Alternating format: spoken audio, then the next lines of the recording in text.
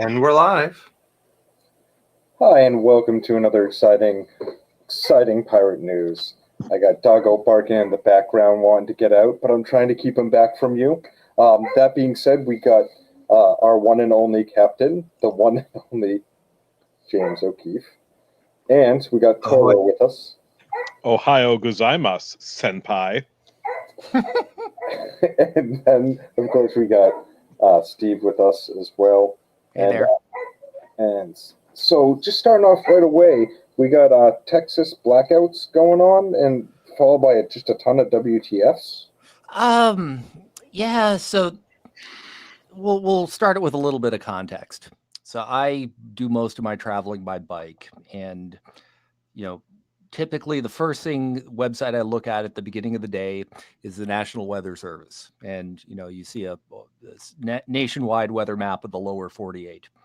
And a couple of weeks ago, about 2 weeks ago, there was this big storm system that just covered most of the country, including you see Texas with blizzard warnings. So they were scheduled to get 6 inches or so, and then there's this massive polar vortex, and that was hit them with wind chill factors of below zero, which, I mean, here in New England, that's, a kind of a typical winter, but not so much in Texas.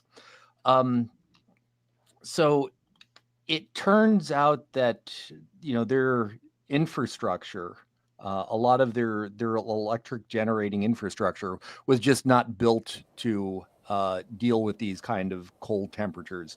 I mean, things just froze, buckled, and whatnot. And a lot of people in the in Texas lost power. They lost heat. If you're in a place where it's never snows and it hardly ever gets below freezing, you don't necessarily know that, if you lose power in your house and it's the middle of winter, you need to drain the plumbing. Can I jump in on that? Jump in. A lot of houses do not have the infrastructure accessible to cut off the power or to cut off the water and drain the pipes. Because there is no need. There's no need for it. And similar things with their. Well, wait a minute. That doesn't really. There's no need to turn off the water.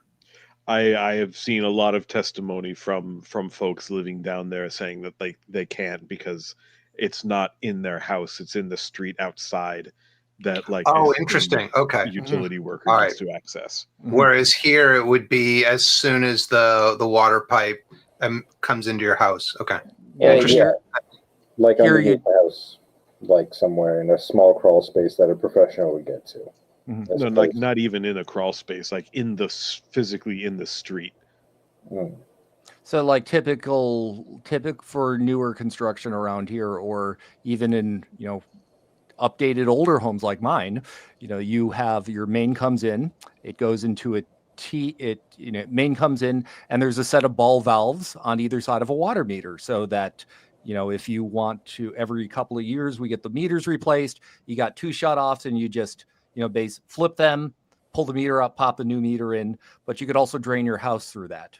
There's a relief valve, and the only time here that I've ever needed to have the street main shut off is when the actual main shut off valve broke. But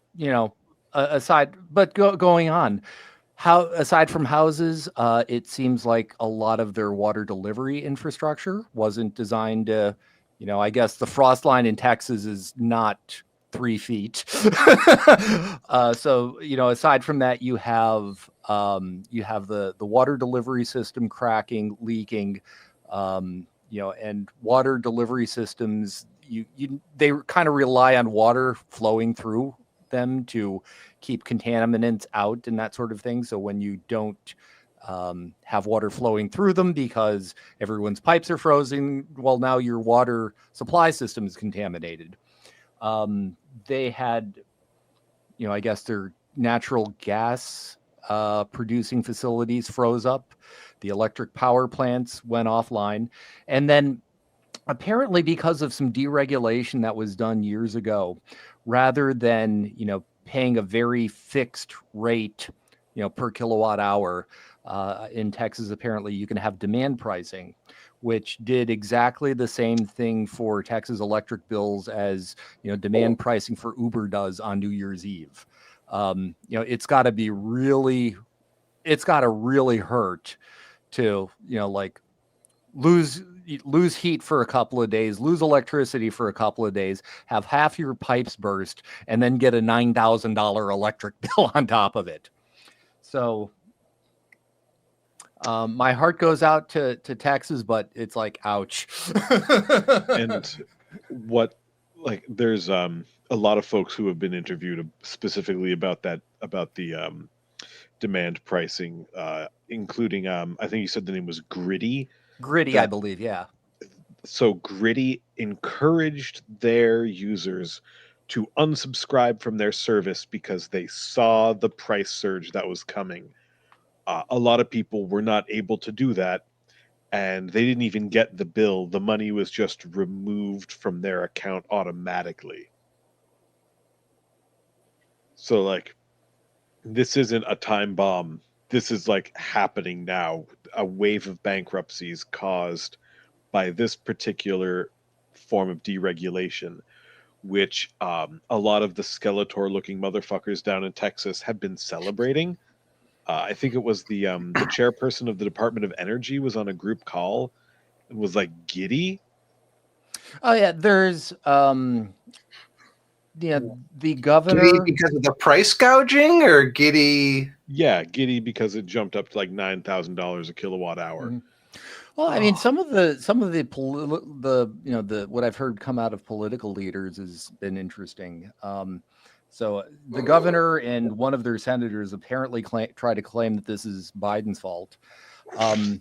Texas, one of the things I didn't know until like 2 weeks ago was basically Texas has an electric grid that's isolated from the rest of the country. And this is one of the problems that they ran into is you couldn't, ship the electricity in from anywhere else, but you can't really, if you have your own electric grid, you kind of own it when it breaks, or you own both pieces. The other one that surprised me was their lieutenant governor, whose name I'm spacing on, specifically with respect to the demand pricing. He just said, yeah, well, I guess folks need to read the fine print next time, which it's just like, That's why we're supposed to have regulators, right? To protect us from these things. Mm. The Massachusetts Pirate Party's motto is open government, open innovation, open culture, and people first. And this was not a people first kind of event. Speaking of messed up events, there's that whole Capitol Hill thing that just came out, that all new evidence and things on that nature. We were talking about before, Malt. Can you kind of bring us up to speed on what's going on with that? So we've got over 300 people facing charges so far. The latest number I could find on specifically police involvement was 31 police officers identified, charged, or indicted so far. But that number is from a month ago, so we can assume it's probably twice as big by now. Interesting to note, that's a 10% rate of police involvement. Like 10% of the people charged so far have been police. I think that's significant.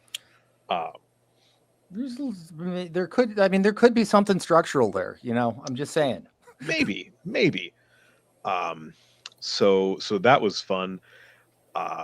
Did a little bit of digging. One woman charged was allowed to travel to Mexico with her business employees, which is fantastic.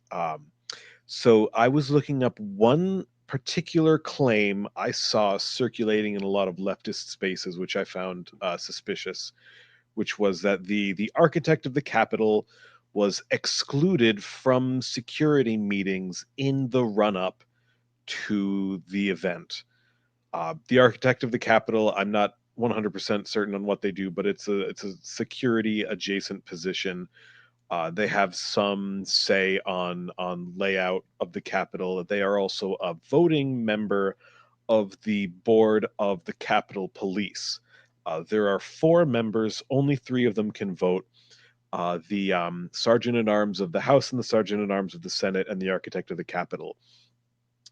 The Capitol Police chief knew ahead of time exactly what was going down. Like, he knew that there was a report that only circulated, or there was an intelligence report ahead of time circulated among some leadership in the Capitol, but not other police bureaus or the FBI, specifically addressing the fact that these protesters are motivated by like racist grievance. They're trying to upset the electoral process, and they are planning to come heavily armed. The chief of police who received this report spoke about it with the Sergeant at Arms of the House and the Sergeant at Arms of the Senate, but not the Architect of the Capitol. You need 3 votes to get additional forces. Only 2 people who could have voted were spoken with. So that seems suspicious. Did those 2 people? In other words, did the folks in the House and the Senate say, "Yeah, we need more help"? Or yes, I believe they did support this, but nothing ever came of it.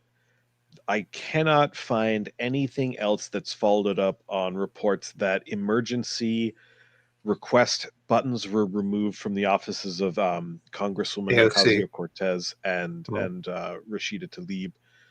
I haven't been able to find anything more on that, but like, we got a problem here. I don't know. I'm just absolutely amazed with the various state capital takeovers that occurred, that nobody saw that something like this would happen. And especially with Trump having the rally, we're just going to have it right outside the White House on the day of it. Here, now go march over. Seems kind of obvious to me, but I don't know. Something else I came across. Marjorie Taylor Greene, who's known primarily for being dumb as a fucking box of hammers.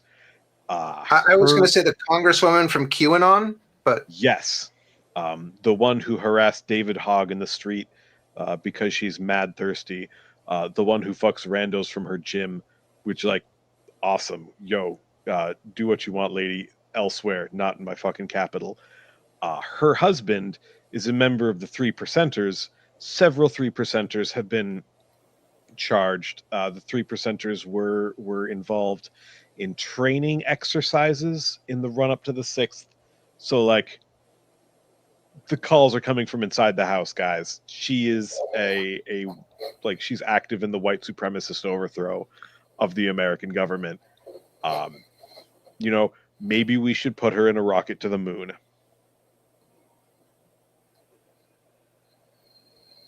No bad ideas here. A rocket to the moon. And speaking, that's a honeymooner's line. But I'm pretty. So yeah, gotta go to the moon, right to the moon. The next time Musk launches a car into space, maybe we can put her in the trunk. Was there specific evidence that there was any targeting of specific senators, or was it just? There are so much Telegram chat has leaked that you can go Google that they're specifically talking about their AOC murder fantasies. They're talking about this in the open. They're talking about it on Facebook with their real name accounts tied to their police jobs. Jesus Christ. Yes. There is specific... Oh, puppy! Random puppy during live broadcast. Sleepy puppy. I don't remember what I was saying, but yeah. Specific targets. Yes, they are extremely open with this. I keep seeing claims that some militia leaders were given capital tours ahead of time, but I cannot find any hard evidence or like further reporting on this at all.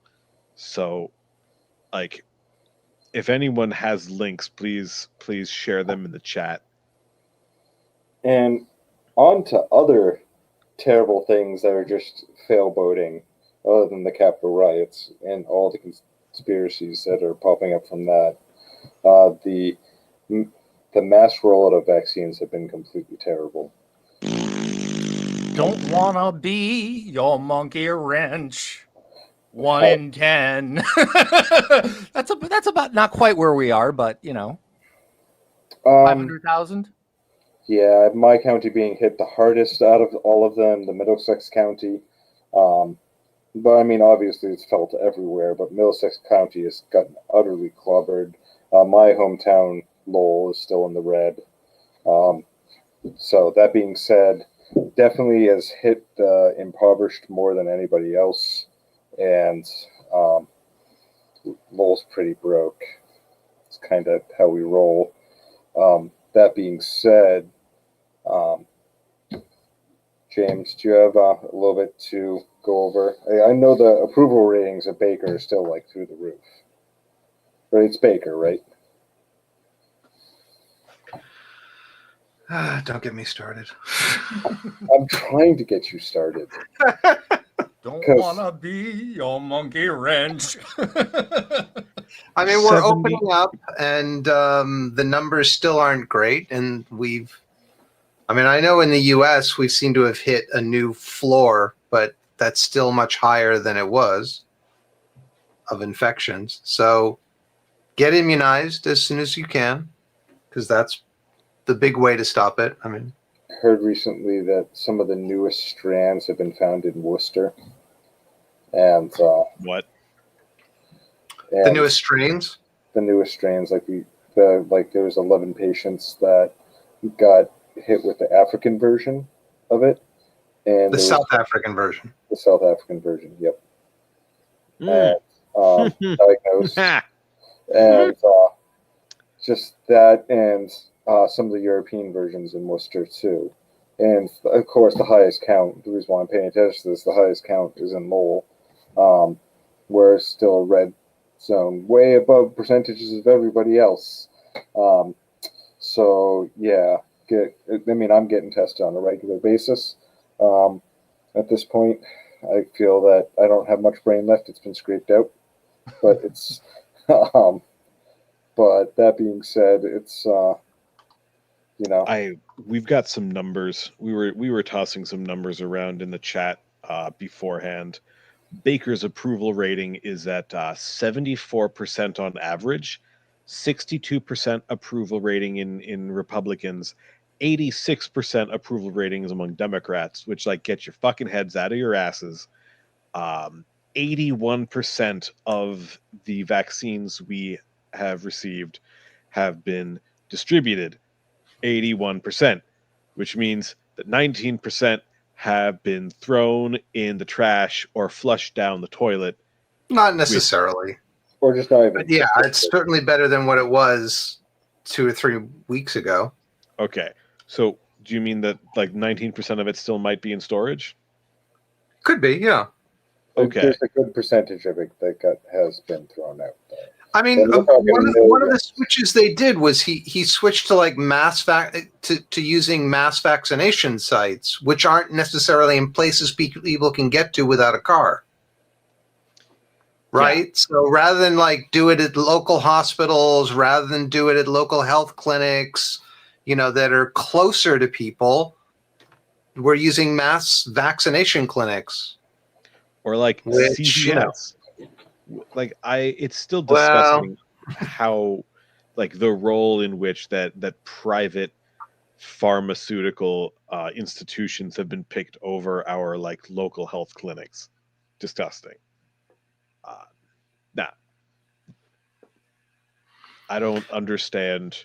He is embraced by every demographic equally, except for Republicans, and I don't understand why Republicans don't like him and why Democrats do. Well, they don't like him because he's not Donald Trump. Oh, Jesus Christ, right. Right? Because he's not right wing enough for them. You know, he's very neoliberal. I mean, he's very conservative, but you know, he's not crazy. Like for example, Baker believes that this is not a Chinese hoax. He hasn't just tried go away. He hasn't tried to like ban masks wearing. Right. And yeah, so he's the extent to which right-wing politics are driven almost exclusively by this need to dunk on and hurt others is just excruciating to deal with. It's mind-blowing, man. Like, who's the new senator? I think he's the guy who very much loves America and not thinking critically. Like Cawson, one of those stupid ass white trash names. Like Madison Cawthorn. Fuck that guy. He is basically a 4chan shit poster in the State House. He exists primarily to upset people, and his support, like the people he has in his working for him in the Capitol aren't like policy experts, they're social media dweebs. So like it has almost become this point where Republican legislators use their time in the legislation to pass like stupid fuck you legislation that isn't going to work, just so they can show their fundraisers that they are hurting people, so they get more money for the job that they aren't doing and do not enjoy. While making the laws that cover voting even more onerous on people. All right, we're in the middle you of wouldn't a want nation. the wrong people to vote. Yeah, I mean it's you know when you're looking back, you look at Tweedyism, right? Tweedyism, you know, Boss Tweed from New York City. Yeah, I don't Okay, I care wanted who to make does sure you weren't talking about a little yellow bird there. No. You know, his line was, "I don't care who does the vote, and I just care who does the nominating." And I mean, this seems almost like a civil approach to what we have today. Or I mean, not civil, above board. Yeah, that's what I'll call it, above board. Yeah. Yeah, I mean, if you look at the Massachusetts numbers, right, for the last week, it's been, well, the week average has been stable in terms of new cases per day divided by population. I mean, it's still well higher than it was, you know, back in the summer.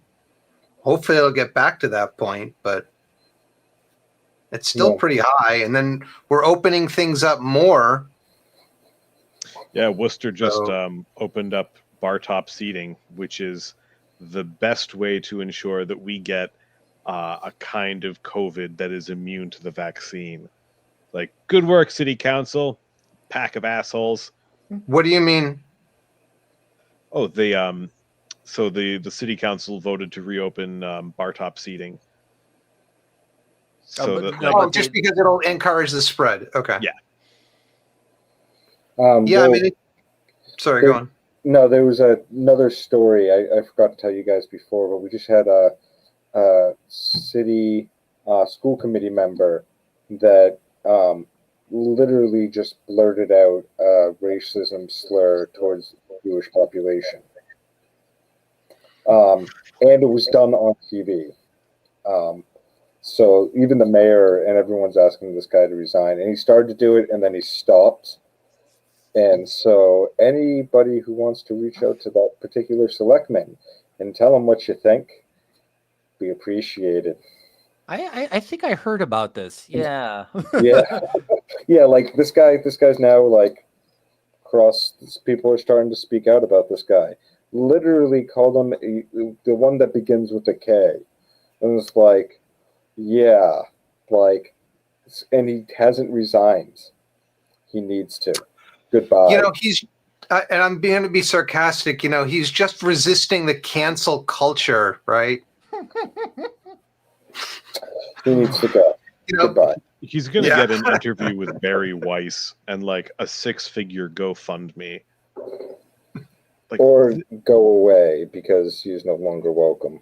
Like, here's the thing. I swear that like people do this kind of like public outrage porn as a pretense for launching either like a right-wing political career or more commonly like a right-wing podcast. Fox shit. News. Yeah. Well, actually, he's willing to think what he wants to think, but he's not gonna make it long in Lowell or anywhere in Massachusetts. I don't think much longer. That pretty much should be the death nail in this guy's political career. Like, it should be, but like, what actual enforcement mechanisms are being used against him? Exactly. So if you want to help us get this guy out, I would appreciate it. You know. So, guys, that's about all we got for tonight. Was there anything else you wanted to add in? Madison Cawthorn, asshole, also alleged sexual assailant. Funny how those two things go together. So Massachusetts, by the way, is no longer the third highest death rate from COVID of any state adjusted for a population. We're now the fourth. Rhode Island has surpassed us. Mississippi nearly caught up with us, and then their rates went down somewhat relative to ours. But Arizona's coming up. So there we are in that race. And I would like to thank you all for your views, your support, and everything you're doing out there. Please definitely give us a thumbs up, like, and share us with your friends. Everything helps. And for all you out there, please remember to batten down those hatches. So, gentlemen, thank you very much for this evening. I appreciate it. Have a good night. Thanks all. Have a good night. Stay safe, folks.